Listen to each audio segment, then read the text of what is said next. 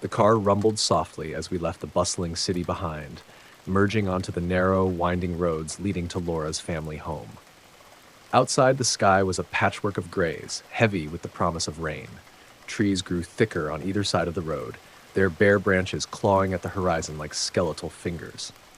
I glanced at Laura.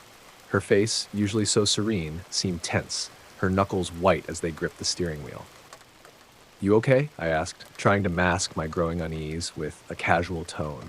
She forced a smile, but it didn't quite reach her eyes. "I'm fine, Jack. Just excited for you to meet everyone. Thanksgiving is a big deal for us." Excited wasn't the word I'd use to describe her. I'd been dating Laura for 6 months, and this was my first time meeting her family. She'd always spoken fondly of them, but there was something in her voice, a tightness whenever the subject of her parents came up, that made me wonder. As we pulled into the driveway, my chest tightened. The house loomed ahead, a sprawling, two-story colonial that might have been charming decades ago, but now looked tired and foreboding. The shutters hung crookedly, and the paint was peeling in long, jagged strips. A single dim light flickered above the porch. Laura parked and turned to me, her expression unreadable. "They're traditional," she said, as if that explained everything. I nodded, stepping out of the car and into the crisp November air. A woman, presumably Laura's mother, appeared at the front door. She was tall and willowy, her dark hair streaked with silver. Her smile was polite but distant. "Jack," she greeted me, extending a hand. Her grip was cold, her fingers lingering a moment too long. "I'm Margaret. Welcome to our home." Laura's father, Richard, followed closely behind, his massive frame almost filling the doorway. His handshake was firm, his eyes assessing me in a way that made my skin prickle. Inside, the house smelled of roasted meat and something else I couldn't quite place, a faint metallic tang that lingered at the back of my throat. The decor was oddly eclectic, a mix of antique furniture and family heirlooms that felt out of sync with the modern world. A collection of hunting knives was mounted on the wall above the fireplace, their blades gleaming in the firelight. "Let's get you settled," Margaret said, leading us into the living room. The rest of the family trickled in. Laura's younger brother, Timothy, a wiry teenager with a mop of dark hair and a nervous energy, and her grandmother, a frail woman who sat silently in a corner, her eyes sharp and unblinking. There was a stiffness in their interactions, as if they were all playing roles in a script they couldn't deviate from. Dinner was announced shortly after. The dining table was a heavy oak piece, scarred with years of use. The centerpiece was a perfectly roasted turkey, its skin golden and glistening. Bowls of mashed potatoes, stuffing, and cranberry sauce surrounded it like offerings. Richard carved the turkey with practiced precision, his movements deliberate. When he handed me a plate, I couldn't ignore the intensity in his gaze, as if daring me to question the meal. I took a bite, the flavor rich and savory, yet something about it unsettled me. The texture was different, and that metallic tang from earlier seemed stronger now. I glanced at Laura, but she avoided my eyes, her fork pushing food around her plate. "So, Jack," Richard began, his voice cutting through the tense silence, "what are your intentions with my daughter?" The question was blunt, almost confrontational. I swallowed hard, unsure how to answer. Before I could speak, Margaret interjected, "Let's not interrogate him, dear. Tonight is about family." Her words were kind, but there was a steeliness to her tone that suggested more than concern for manners.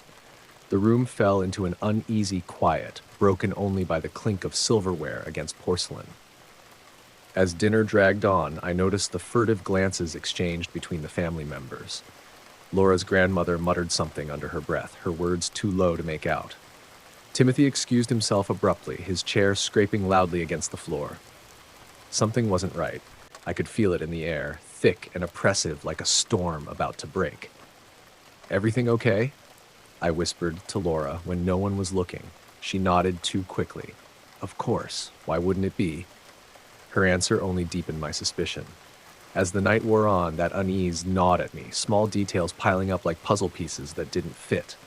The knives on the wall, the strange taste of the meat, the tension in Laura's shoulders. Something was very, very wrong, and I was determined to find out what.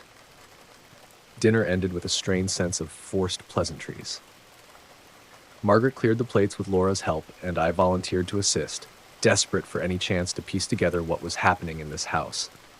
Margaret waved me off with a tight smile, insisting I relax. I returned to the living room, uneasy under Richard's watchful eyes. The fire crackled in the hearth, throwing dancing shadows across the room. Timothy reappeared, now oddly subdued, his earlier nervous energy replaced by a blank stare. He sat in a chair across from me, silent, his gaze fixed on the flames. The tension was suffocating, and I was ready to excuse myself to check on Laura when Margaret called us all to the basement for dessert. "The best part of the meal," she said, her voice unusually cheerful. Richard led the way, his heavy footsteps echoing ominously down the narrow staircase.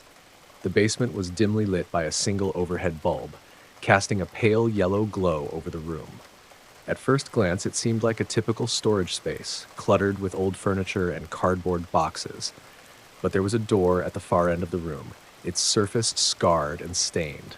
A heavy padlock hung loosely from the latch, undone. Margaret carried a tray with a pie, placing it on a small table in the center of the room. The sight of her unflappable smile made my stomach churn. Laura stood by the staircase, her hands clasped tightly in front of her. She avoided looking at me, her lips pressed into a thin line. "Family traditions are important," Richard said, his voice booming in the small space. He gestured toward the locked door. "That's where we keep what truly binds us." The atmosphere grew colder, and I could feel the blood drain from my face. My heart pounded as Richard pulled open the door, revealing a dark, windowless room. A metallic clanking sound echoed out, followed by a low, guttural groan.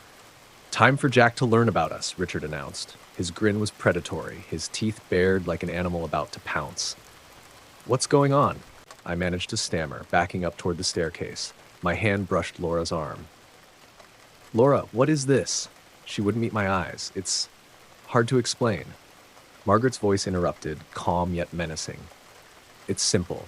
We honor our ancestors by sharing what they shared with us. Resources, unity, survival." The words hung in the air, sharp and unnatural.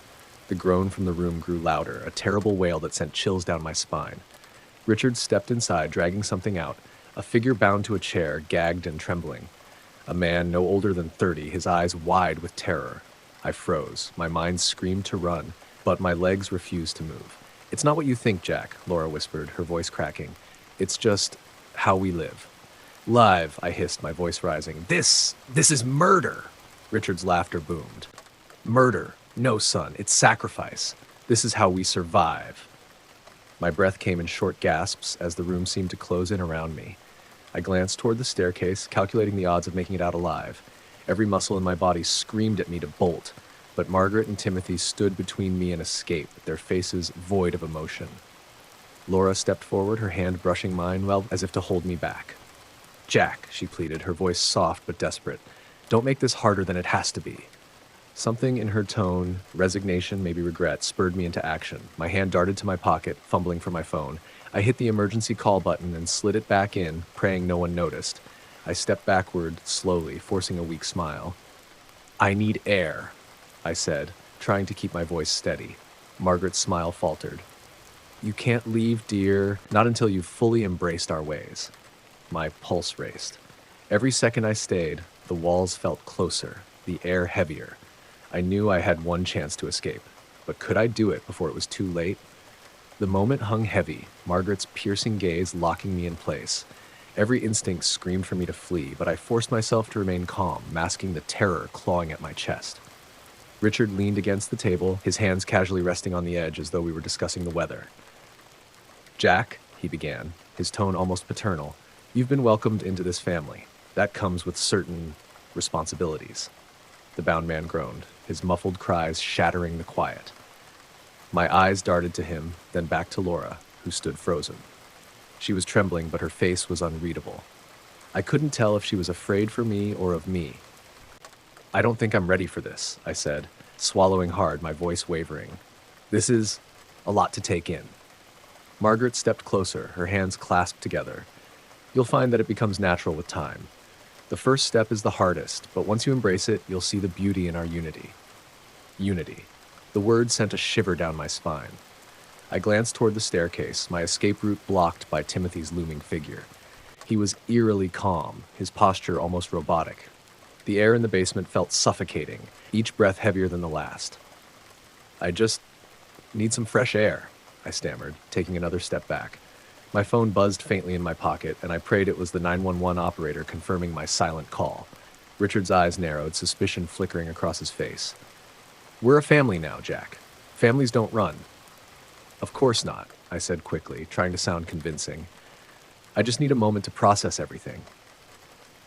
Margaret tilted her head, her serene smile returning. "You're not going anywhere, dear. Not until you prove your loyalty." She gestured toward the bound man, her implication chillingly clear. My stomach churned, bile rising in my throat. I felt trapped, my mind racing for a way out.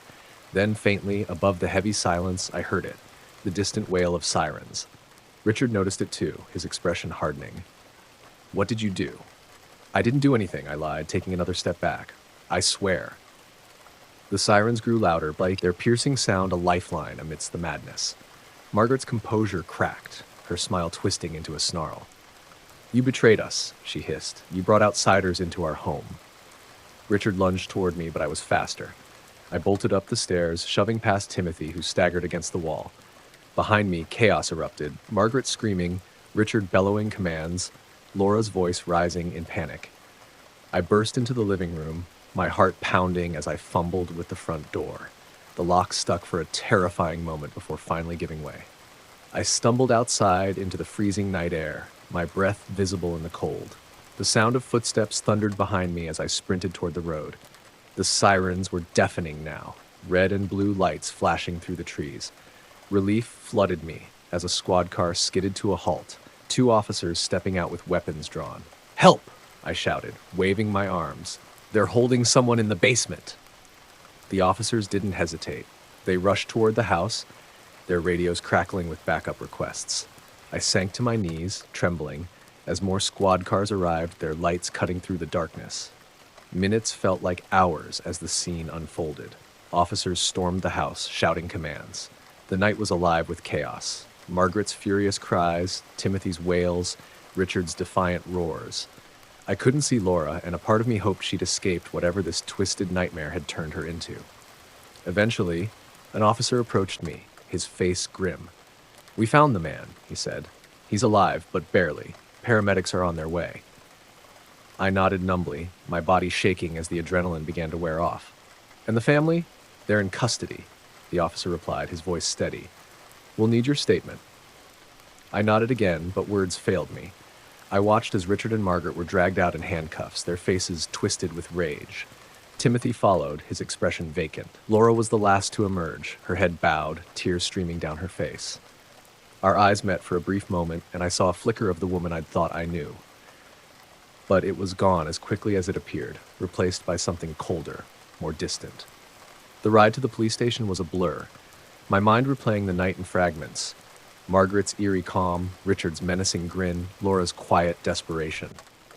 I gave my statement, recounting every horrifying detail, but the reality of it all felt distant, like a nightmare I couldn't wake from.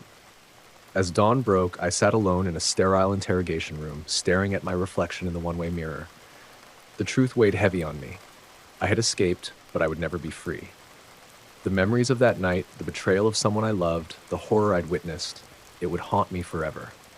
And yet, somewhere in the depths of my mind, a question lingered, gnawing at my sanity. Had I truly escaped, or was this only the beginning?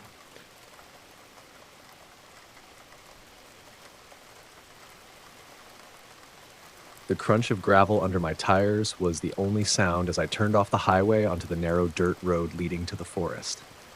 The GPS flickered on my dashboard, struggling to hold its signal. "No service," it read in bold letters, a stark reminder that I was truly heading into isolation. Exactly what I wanted, or so I told myself. I'd always been drawn to the wilderness, to the promise of quiet in a world that never seemed to stop buzzing. Work had drained me. Life had felt like a monotonous loop, and the constant blaring of car horns and neon lights outside my apartment was suffocating. This trip was meant to be an escape, a reset. The forest loomed ahead, tall pines stretching like sentinels into the gray sky. The entrance to the trailhead appeared suddenly, marked by a weathered wooden sign with Clearwater Pines carved into it.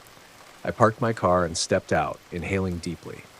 The air was crisp, tinged with the earthy scent of damp leaves and pine needles. My pack was heavy on my shoulders as I began the trek, the trail weaving through towering trees and dense underbrush. The silence was both calming and unnerving. I expected birdsong or the rustle of small animals, but the only sound was the crunch of my boots against the dirt. Occasionally, I caught glimpses of claw marks on tree trunks, deep and jagged, as though something large had passed through. I chalked it up to bears. By the time I reached the clearing where I planned to set up camp, the sun was sinking behind the hills, casting long shadows across the forest floor. The clearing was picturesque, encircled by trees, with a soft patch of moss where I could pitch my tent. I worked quickly, unpacking and setting up before the last light faded. As I settled in for the evening, a faint unease crept over me. The stillness of the forest now felt oppressive. I lit a small fire and sat beside it, sipping coffee from my thermos and trying to shake the strange feeling. Shadows danced on the trees, twisting and bending like figures in a sinister ballet. The first sound came around midnight, a faint rustling, like footsteps brushing through the leaves. I froze, straining to listen. Probably a deer, I muttered to myself, trying to steady my nerves. But the noise didn't fade, it grew closer. Grabbing my flashlight, I stepped out of the tent, scanning the tree line. The beam of light cut through the darkness, revealing nothing but endless trees. Yet the feeling of being watched was unmistakable, prickling the back of my neck like static electricity. I retreated to the tent, zipping it shut and clutching the flashlight tightly. My heart was racing, but I told myself I was overreacting. It was just the unfamiliarity of being alone in the wilderness. I had wanted solitude, after all. As I lay down, trying to force my mind to calm, I heard it again, those deliberate, unhurried steps. This time they stopped just outside the tent. My breath hitched. I didn't dare move. Then, silence. The silence stretched on, a suffocating void that seemed to press against my ears. I held my breath, listening, my pulse pounding in my temples. The footsteps had stopped, but the weight of someone or something lurking just outside the thin fabric of my tent was unmistakable. Every instinct screamed for me to stay still, to not make a sound, but my curiosity betrayed me. Slowly, painfully, I shifted onto my side and reached for the zipper of the tent. My flashlight trembled in my grip as I unzipped it just enough to peek outside. The fire had burned down to faint embers, casting a dull orange glow over the clearing. Shadows reached out like claws from the surrounding trees, but nothing seemed out of place. And then I saw it. At the edge of the clearing, just beyond the tree line, something moved. It wasn't the jerky, cautious motion of an animal. It was too deliberate, too human. A figure stood partially obscured by the trees, its silhouette barely discernible against the darkness. My chest tightened. It was watching me. "Hello?" My voice was hoarse, barely audible. The figure didn't respond, didn't move. The flashlight beam flicked over the area, and in that split second it was gone. Nothing but trees and shadows remained. I scrambled back into the tent, zipping it up with shaking hands. My thoughts raced. Had I imagined it? Was it just my mind playing tricks on me? The rational part of me tried to convince myself it was a camper or a hiker.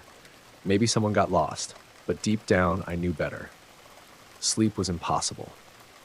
I lay in the dark, staring at the roof of the tent, my body rigid with tension.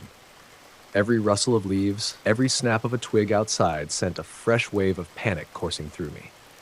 The forest, once a sanctuary, now felt alive with malice. The night dragged on, each hour stretching into an eternity. When the first light of dawn began to seep through the fabric of the tent, relief washed over me. I threw on my boots and unzipped the tent, desperate to shake off the terror of the night. My relief was short-lived. The clearing was unrecognizable. The embers of my fire were scattered, cold ash smeared across the ground as though someone or something had kicked them around. My tent, though intact, had been circled with deep grooves carved into the dirt, crude symbols that I couldn't understand. My gear lay strewn about the clearing, as if ransacked. The worst was my pack, which I had left sealed. The zipper was torn open, its contents spilled and shredded. My food was gone, reduced to crumbs and scraps. My breath came in shallow gasps as I stood frozen, surveying the damage. This wasn't the work of an animal. There was a deliberateness to it, a message I couldn't ignore. Something, or someone, wanted me to leave. But what truly unsettled me was the tree just outside the clearing.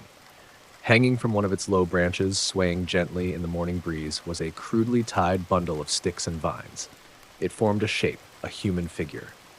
And etched into the bark below it in jagged, uneven letters was a single word: go. Panic set in as I stared at the word carved into the tree. Every muscle in my body urged me to run, but the weight of exhaustion and dread pinned me in place. My breaths came shallow and fast, my heartbeat thundered in my ears, and my thoughts spiraled into chaos. What was this? A warning? A threat? Whoever, or whatever, did this wanted me gone. Without wasting another moment, I grabbed what little of my belongings remained intact and stuffed them into my torn pack. My hands shook so violently that it took me several attempts to secure the straps. The eerie silence of the clearing only heightened my anxiety, as if the forest itself was holding its breath, watching me. The path out of the woods seemed endless, the morning light barely piercing through the thick canopy above. Every crackle of twigs or rustle of leaves made me whip my head around, certain I wasn't alone. The thought of someone, or something, following me gnawed at the edges of my sanity. It wasn't just the sounds. I began to notice subtle movements in my peripheral vision, fleeting shapes that seemed to duck behind trees whenever I turned to look. My pace quickened, my breath labored as adrenaline surged through me. Then, just as I thought I was making progress, I saw it again. That same figure stood ahead, partially obscured by the dense foliage. It wasn't moving, just standing there, blocking the path. My legs turned to lead, and my flashlight, now dim from the night's use, flickered weakly in my grip. "Who are you?" I shouted, the sound of my voice cracking through the silence. The figure didn't respond. I stepped backward, my foot catching on a root. I stumbled, but managed to regain my balance. When I looked up again, the figure was gone. The forest closed in around me as I ran, my boots pounding against the uneven terrain. The trail I thought I'd been following disappeared, swallowed by the undergrowth. The landscape twisted and turned, unfamiliar and disorienting. That's when I heard it, a low, guttural sound that sent a chill racing down my spine. It was close, impossibly close, and it wasn't human. The sound was accompanied by a heavy, deliberate crunch of footsteps. I ran. I didn't care where I was going, only that I needed to get away. The branches clawed at my arms and face as I pushed through the dense brush, my legs screaming in protest. The guttural sound followed me, growing louder, as if whatever it was could sense my fear. Just when I thought my lungs would give out, I broke through the tree line. Ahead of me, the gravel parking lot where I had left my car glimmered like a beacon of salvation. The relief was fleeting. As I sprinted toward the car, I saw the driver's side door was open. My keys, which I distinctly remembered locking in the ignition, dangled mockingly from the steering wheel. I didn't stop to question it. I dove into the car, slammed the door shut, and twisted the key. The engine sputtered before roaring to life. The guttural sound was deafening now, as if it were right behind me. I floored the gas pedal, the tires kicking up gravel as the car sped down the winding road away from the forest. My heart pounded in my chest as I glanced in the rearview mirror. For a split second, I saw something, a figure standing at the edge of the tree line, watching me go. It wasn't until I reached the safety of the highway that I let out a shaky breath. My hands gripped the steering wheel so tightly that my knuckles turned white. I didn't stop driving until I reached the edge of the nearest town. There, in the safety of a diner parking lot, I sat trembling, unable to process what had happened. I never returned to that forest. I don't even look at maps that might show its location. But the memory of that figure, the guttural sound, and the word carved into the tree haunt me. I can't escape the feeling that something followed me that day. Something that might still be watching.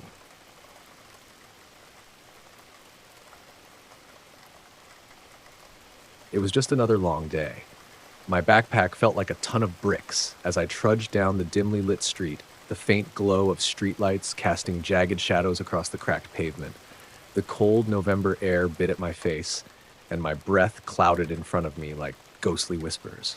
My apartment was only 2 blocks away, a modest duplex wedged between a laundromat and a closed convenience store.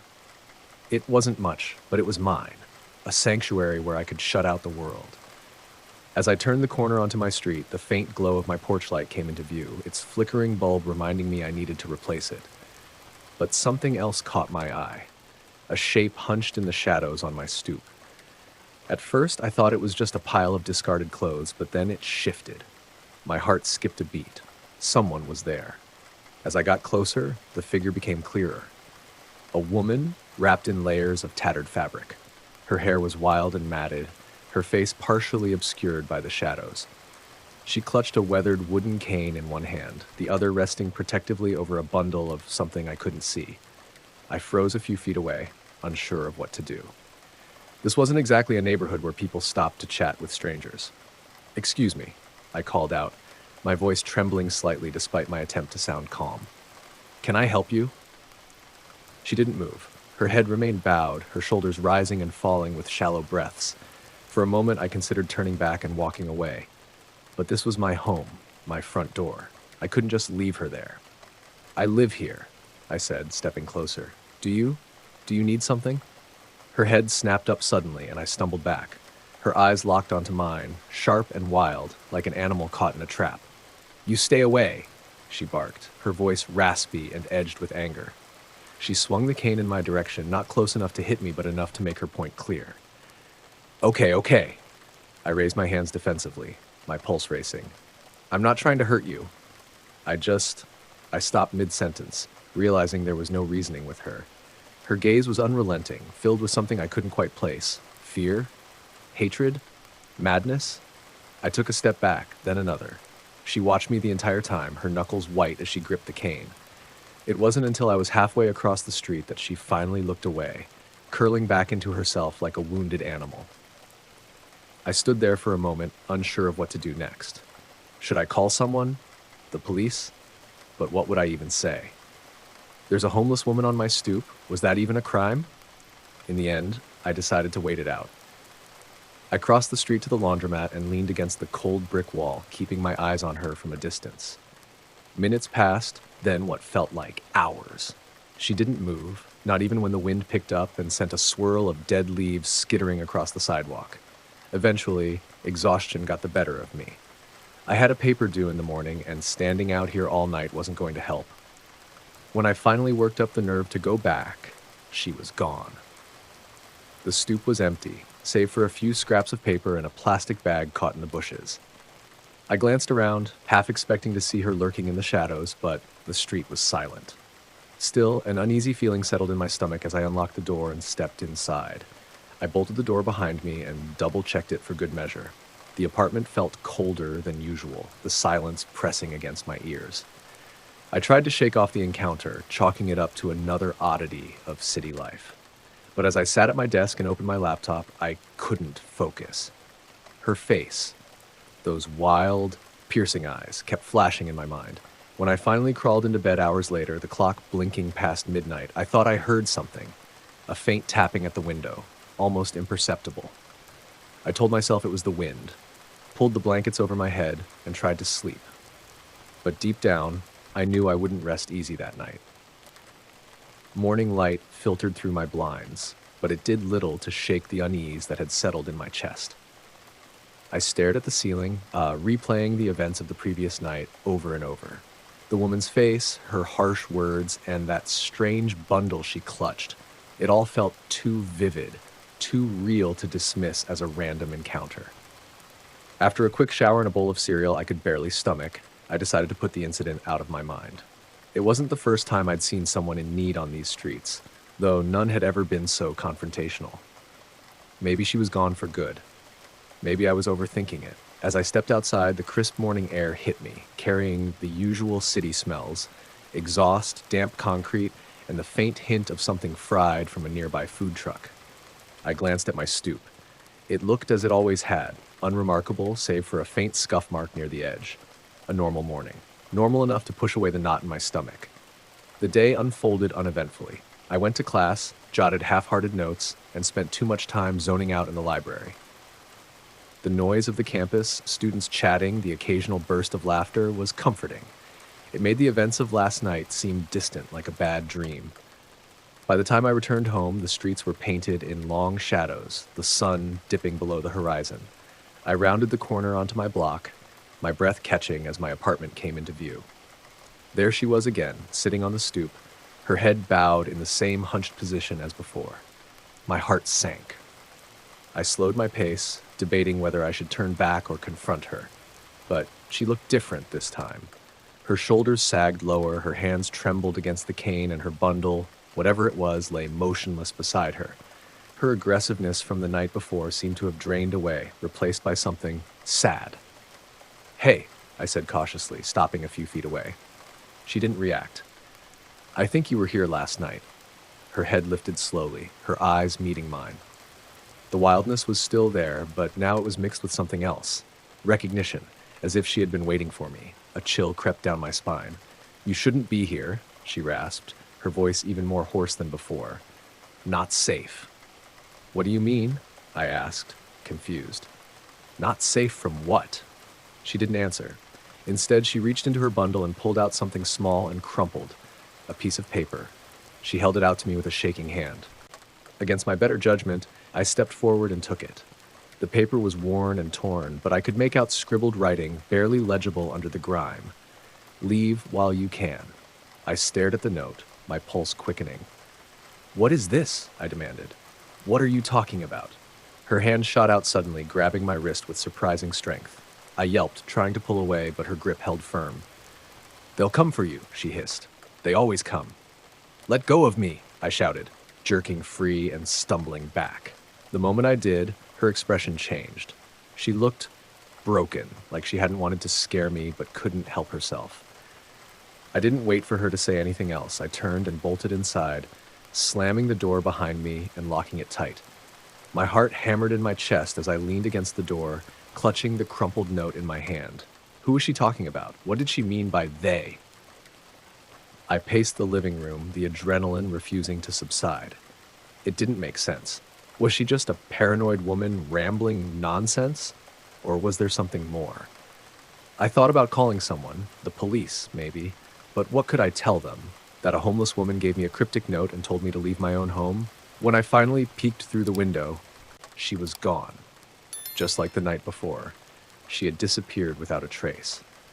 I searched the street for any sign of her, but there was nothing, only the empty sidewalk bathed in the amber glow of the streetlights. The rest of the night passed in restless silence. I tried to distract myself with a movie, but every sound outside made me jump. The faint creak of the stairs, the wind brushing against the window, all of it kept me on edge. When I finally crawled into bed, I kept the note under my pillow. It felt absurd, childish even, but somehow it made me feel a little safer. As I drifted into a fitful sleep, one thought lingered in my mind. What if she was right? I woke up drenched in sweat, the memory of a dream fading fast, but leaving behind a gnawing unease. In it, the woman stood at the foot of my bed, her wild eyes boring into mine as she whispered the same words over and over. "They always come." Morning light spilled into my room, but it didn't chase away the tension from the night before. I retrieved the crumpled note from under my pillow and stared at it. The words seemed to mock me. "Leave while you can." I couldn't shake the feeling that I was missing something. If this was some kind of warning, what was it warning me about? My home? The neighborhood? My mind spun with questions as I got ready for the day. The streets felt different as I walked to class. Quieter, heavier, as if the city itself was holding its breath. I found myself glancing over my shoulder, scanning faces in the crowd for any sign of her. But she wasn't there. No one seemed out of place, yet the paranoia was like a weight pressing on my chest. Classes were a blur. I couldn't focus, my thoughts circling the strange encounters. I decided I needed answers. Maybe she was mentally unwell, or maybe she just latched onto me for some reason. Either way, I had to confront this head on. If she showed up again, I'd demand an explanation. By the time I returned home, the sun had set. The streets were quiet, the kind of silence that felt unnatural for a city. As I approached my building, my breath caught. She was there again, standing in the shadows near the stoop. This time, she wasn't hunched over or clutching her bundle. She stood upright, her face partially obscured by the dim light. "Why are you here?" I called out, my voice trembling despite my attempt at confidence. She didn't answer. Instead, she stepped forward, her cane tapping softly against the pavement. I backed up instinctively, but she stopped at the edge of the light, just enough for me to see her face. Her eyes were wide, almost pleading. "You didn't leave?" she said, her voice cracking. This is my home, I replied, my fear giving way to frustration. Why are you telling me to leave? What are you so afraid of? Before she could respond, a sound cut through the air, a low, guttural growl that seemed to come from everywhere and nowhere at once. My blood ran cold as I looked around, trying to pinpoint the source. The woman froze, her expression twisting into one of pure terror. They're here, she whispered. Who?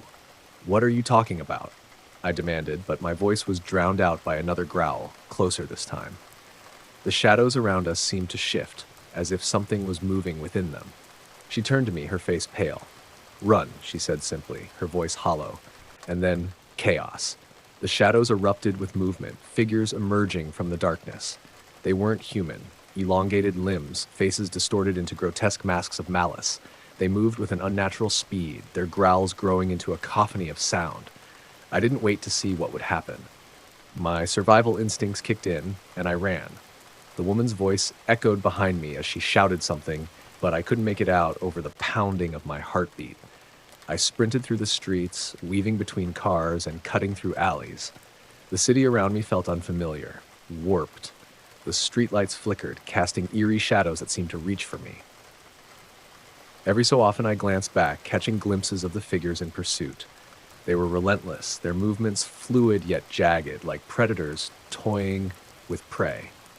Finally, I burst into a convenience store, the fluorescent lights harsh but comforting. The clerk looked up, startled by my disheveled appearance. Help, I gasped, gripping the counter. Call the police. Before he could respond, the door slammed open behind me. I spun around, ready to face the creatures, but the entryway was empty. The street outside was silent once more. No sign of my pursuers. The clerk stared at me, his expression a mix of concern and confusion. You okay, man? I wanted to explain, to tell him everything, but the words wouldn't come. Instead, I backed away, the adrenaline fading into a numbing exhaustion. I need to go, I muttered, leaving the store. I didn't go home that night. I couldn't. Instead, I wandered the city until dawn, the events replaying in my mind. When I finally returned to my apartment, I found the stoop empty. No sign of the woman, no cryptic notes, no shadows shifting unnaturally. But I couldn't shake the feeling that I wasn't alone. As I locked the door behind me, I felt a presence, a weight in the air that hadn't been there before. The city was awake now, bustling with life, but the shadows in my apartment seemed darker. And then I heard it. A soft tap, tap, tap from the corner of the room. My breath caught as I turned, dread coiling in my stomach. The last thing I saw was a pair of eyes glowing faintly in the darkness. They had come for me.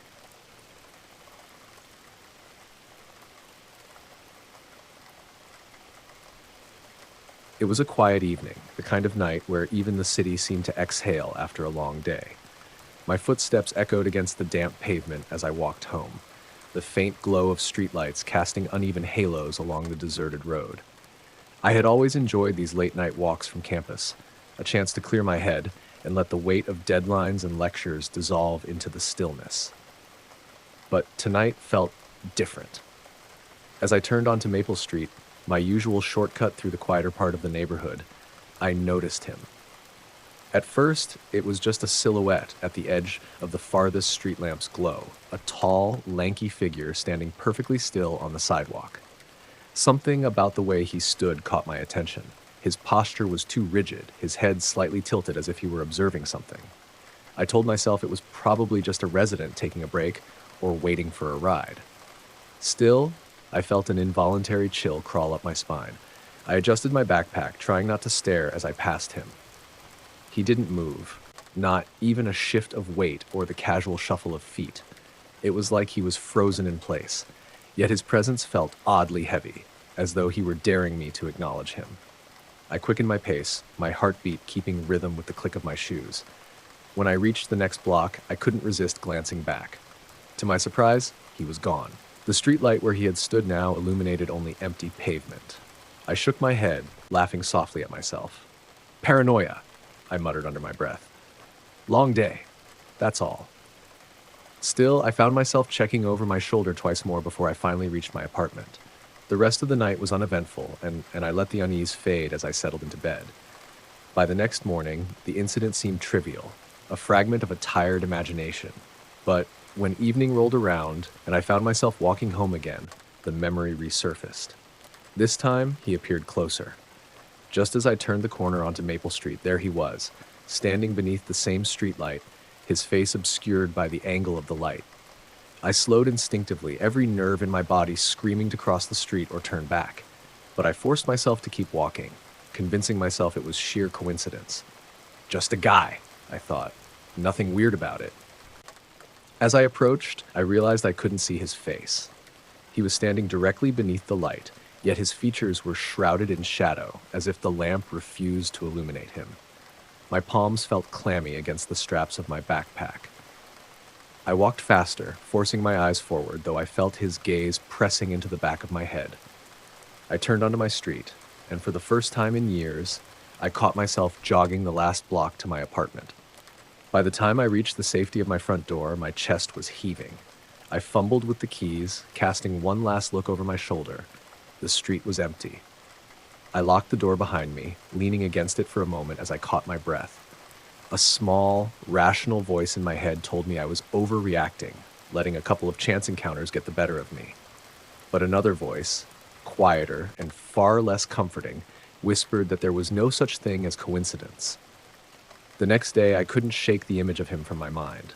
I replayed the encounters like a broken record, searching for some logic, some ordinary explanation that would make the discomfort go away.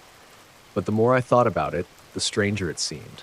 How could someone vanish so quickly? And why was he there again, in the same spot? By late afternoon, I had almost convinced myself it was nothing more than a coincidence. People loitered all the time, and maybe he just lived nearby. But the growing knot in my stomach said otherwise. As night fell and I packed my bag to leave the library, I felt a creeping hesitation. Normally, I'd look forward to my walk home, the quiet solitude, a welcome contrast to the chaos of my day. Tonight, though, the thought of passing Maple Street made my palms sweat. I stepped into the crisp air, the autumn chill biting through my jacket. The streets were quiet as usual, the faint hum of distant traffic barely audible. As I turned the familiar corner, I felt my stomach twist into a knot. He was there again, standing beneath the same streetlight. This time, he was closer to the curb, his head tilted upward as if he were staring at the bulb above him. I hesitated, my feet suddenly leaden. For a brief moment, I considered turning back, finding another way home, but a strange sense of defiance took over. Why should I let a stranger intimidate me on my own route? I tightened my grip on my backpack and forced myself to walk forward. The closer I got, the more unnerving he became. His stance was rigid, his hands hanging limply at his sides. The light cast long shadows across his face, obscuring his features once again. It was as if the darkness clung to him deliberately, refusing to let him be fully seen. My heart thundered in my chest as I passed him, trying not to look directly at him. But I couldn't help myself. I stole a glance. His head snapped toward me. I froze mid-step, my breath catching in my throat. His face was expressionless, but his eyes, dark, hollow, and unblinking, bore into mine. I stumbled backward, nearly tripping over the curb. My voice caught in my throat. The words I wanted to shout tangled with the sheer panic clawing at me. I bolted. My legs carried me faster than I thought possible, my shoes pounding against the pavement as I rounded the corner toward my apartment. When I reached my building, I slammed the door shut behind me and locked it, my chest heaving with exertion. Inside, the silence was deafening. I stood with my back against the door, trying to make sense of what had just happened. I wasn't sure what scared me more, his sudden movement, or the way he seemed so inhumanly still just moments before. I had passed strangers on my walks countless times, but this felt different. It was as if he had been waiting for me. That night, I barely slept. Every time I closed my eyes, I saw his hollow stare, his face void of any emotion. I told myself I would take another route tomorrow, avoid Maple Street entirely, but a small, irrational part of me whispered that it wouldn't matter. He would still be there. The next evening, I debated skipping the library entirely. My nerves were shot, and the idea of walking home in the dark was unbearable. But avoiding my routine felt like surrendering to something I couldn't explain.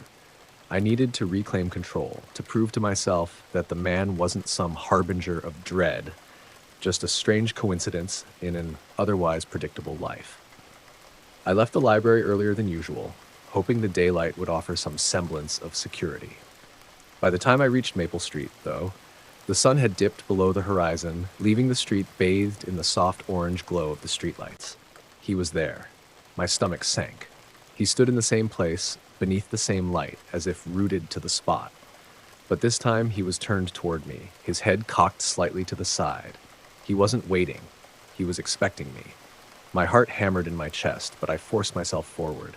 Every fiber of my being screamed at me to turn around, to run, but some stubborn part of me needed answers. Who was he? Why was he there? As I drew closer, I slowed to a stop several feet away. His stillness was unnerving, his presence oppressive, like the air had thickened around him. I swallowed hard, summoning every ounce of courage I had. Who are you? My voice cracked as I spoke. He didn't answer. Instead, he shifted, his head tilting further, his body unnaturally rigid. The movement was jerky, as if he were a poorly controlled puppet. My skin prickled with fear. "Why are you following me?" I demanded, louder this time, though my voice trembled. For a moment, nothing happened. Then, without warning, he took a step forward. My breath hitched as his movements grew erratic. His arms twitched, his legs jerked unnaturally, as if he were struggling against invisible restraints. When he was close enough that I could see his face, I froze.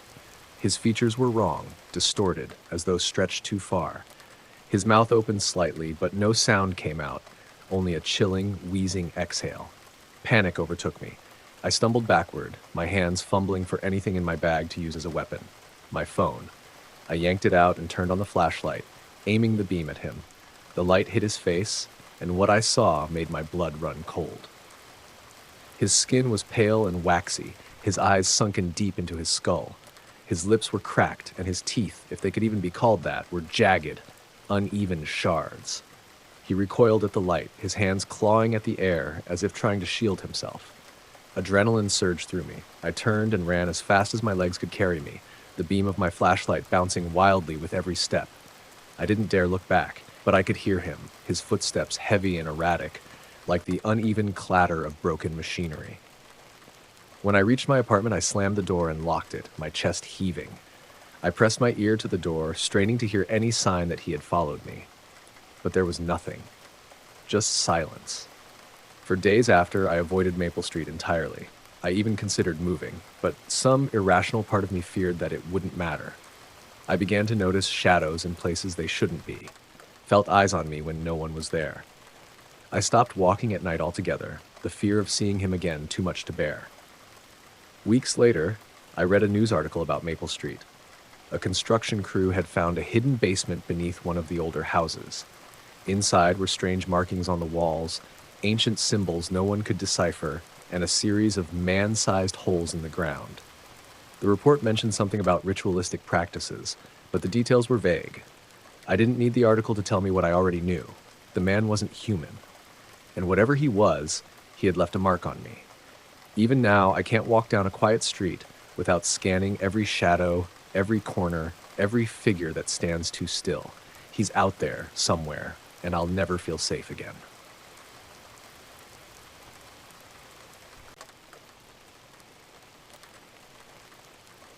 Thanksgiving at my parents' house always had a way of feeling both comforting and suffocating. The house, a quaint colonial tucked away in a sleepy Massachusetts town, carried the weight of countless family traditions. Every corner seemed to whisper memories of laughter, arguments, and the kind of awkward silences only relatives can generate. This year, though, something felt off. I arrived just as the sun dipped below the horizon, painting the sky in hues of orange and red. The driveway was already full. Peter's beat-up van and Emily's shiny sedan were parked next to Mom's trusty old station wagon. As I stepped out of my car, the crisp November air bit at my face. The smell of roasted turkey and spiced apples wafted from the open front door, mingling with the faint hint of chimney smoke. Peter greeted me first, leaning against the porch railing, a cigarette dangling from his lips. "Jack," he said, exhaling a plume of smoke. "You're late." "Traffic," I muttered, brushing past him and into the warm glow of the house. Inside, Mom was a whirlwind of energy, darting between the kitchen and dining room, barking orders at Emily, who balanced a platter of stuffing in one hand and a glass of wine in the other. Dad was absent, as usual, his chair in the living room empty but still commanding presence, like a throne awaiting its king. "Jack! Finally!" Mom's voice cut through the chaos as she rushed over, wiping her hands on an apron splattered with gravy. She pulled me into a quick hug before shoving a basket of bread rolls into my arms. "Make yourself useful, dear. Put these on the table." I nodded, taking in the scene as I entered the dining room. The table was a masterpiece of excess. A massive turkey dominated the center, surrounded by an array of side dishes, each more decadent than the last. But it was the turkey that caught my attention. It was huge, almost unnaturally so, its skin glistening under the soft light. I frowned, but dismissed it as Mom going overboard again. Peter joined me a moment later, his cigarette now extinguished.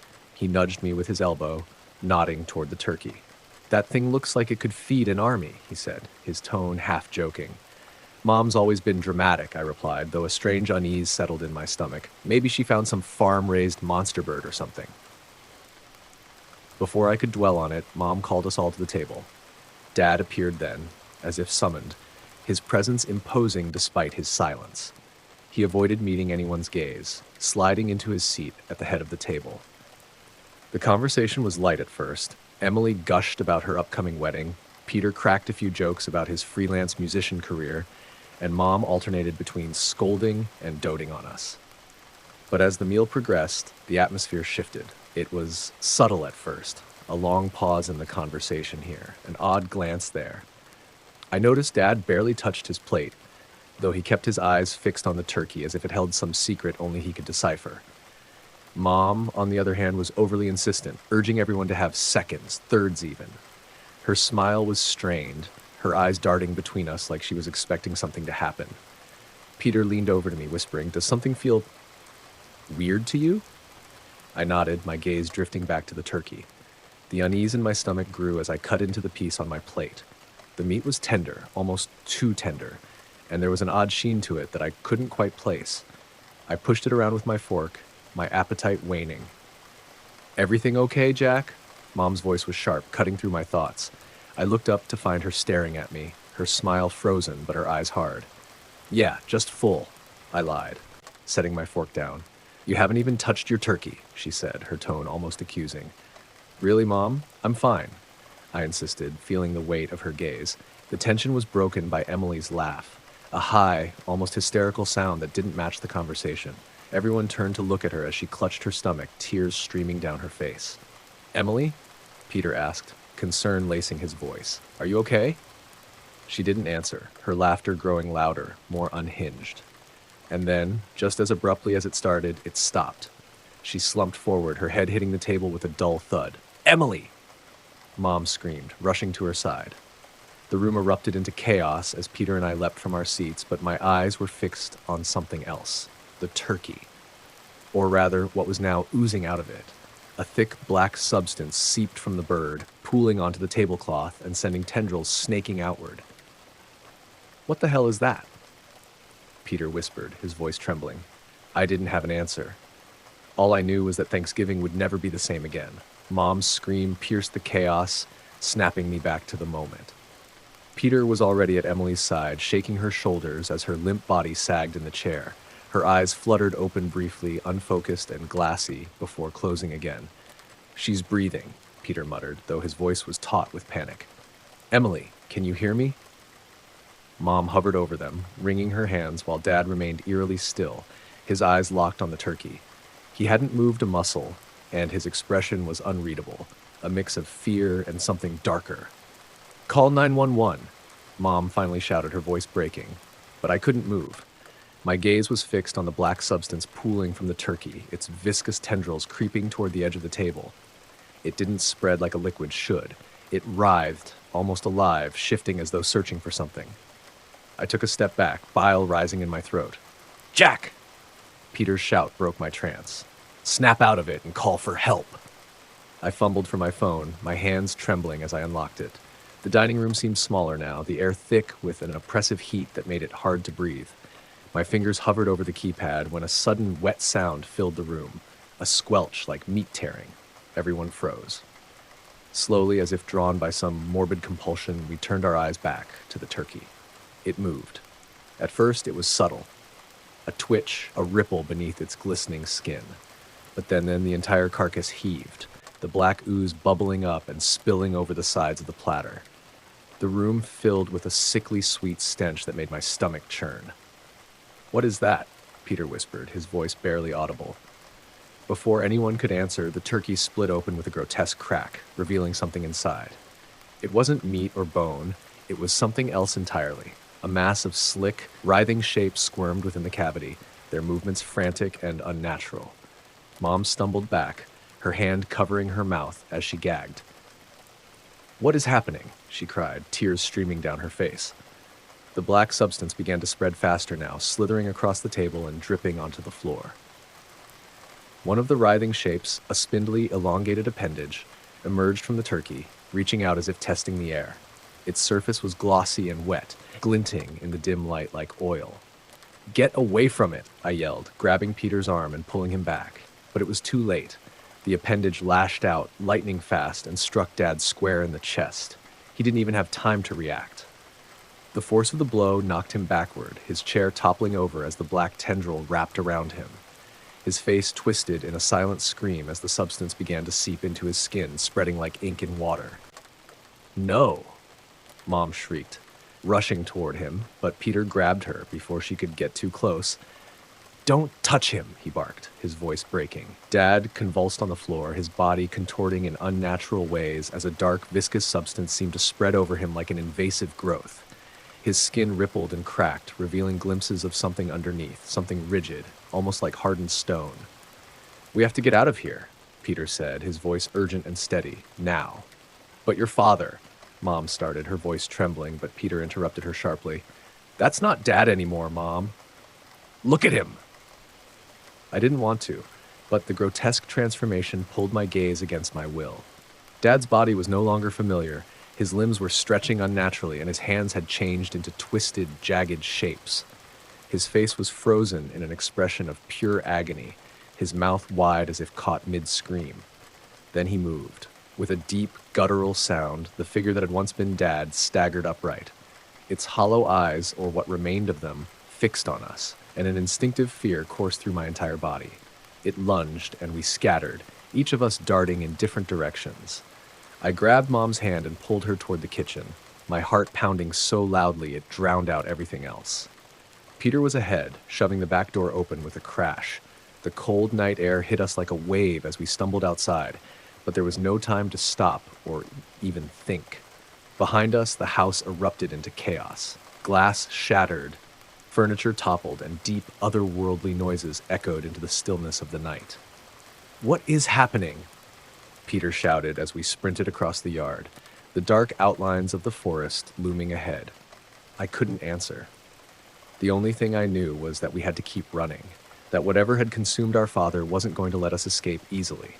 The frigid air stung my face as we ran into the forest, branches slapping against my arms and legs.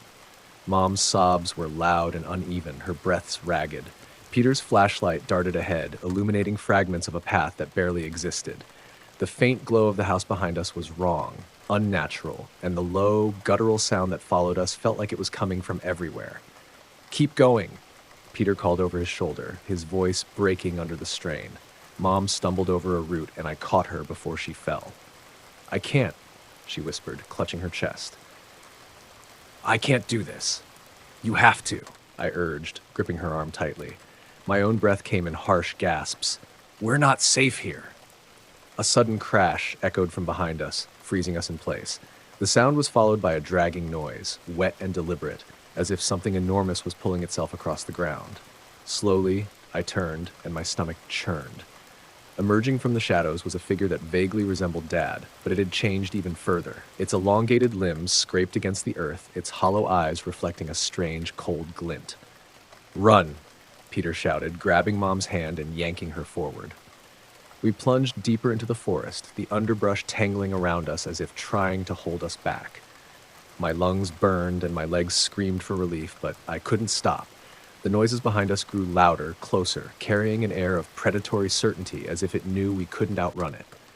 Peter's flashlight flickered once, then died completely. "Damn it!"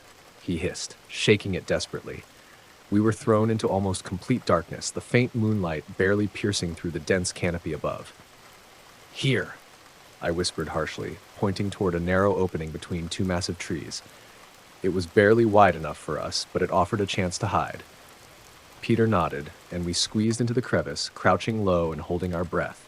The sounds grew louder still, the snapping of branches and the shifting of something heavy and unnatural. I could hear it breathing, a wet, raspy sound that set every nerve in my body on edge.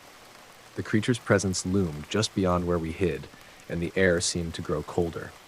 Mom let out a stifled sob, and I pressed my hand over her mouth, my own heartbeat hammering in my ears. Peter leaned against the tree beside me, his face pale and slick with sweat. The thing outside was too close, its presence so overwhelming that it felt like it would never leave. The night stretched endlessly, and in that moment I understood this wasn't over. Not yet. The creature stopped, its grotesque form silhouetted against the faint light of the forest.